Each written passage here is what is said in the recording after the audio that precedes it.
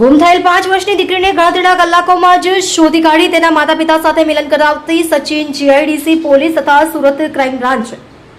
ગઈકાલ તારીખ 12/5/2026ના રોજ રાત્રિના 8:30 વાગ્યાના સમયે સુરત સચિન જીઆઈડીસી શિવનગર ટેકરા સામે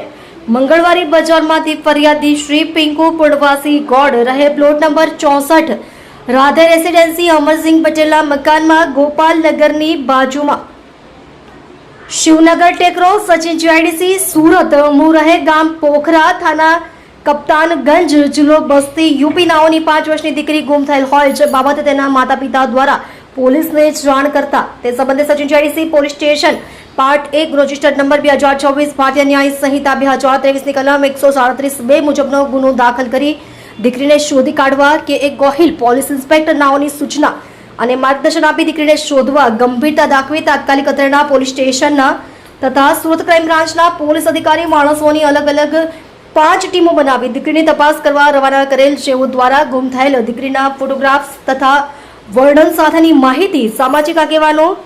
ચાલ માલિકો વેપારી દુકાનદારો સચિન જીઆઈડીસીના યુનિટ ધારકોમાં તેમજ ફૂટપાથ પર પાથરણા નાખી વેપાર કરતા લોકોના વોટ્સએપ ગ્રુપોમાં મોકલી તથા આશરે 250 થી વધુ અલગ અલગ જગ્યાના સીસીટીવી કેમેરાના ફૂટેજો ચેક કરી તથા 400 થી વધુ લોકોની પૂછપરછ કરી આશરે 16 કલાકની મોટી જહેમત બાદ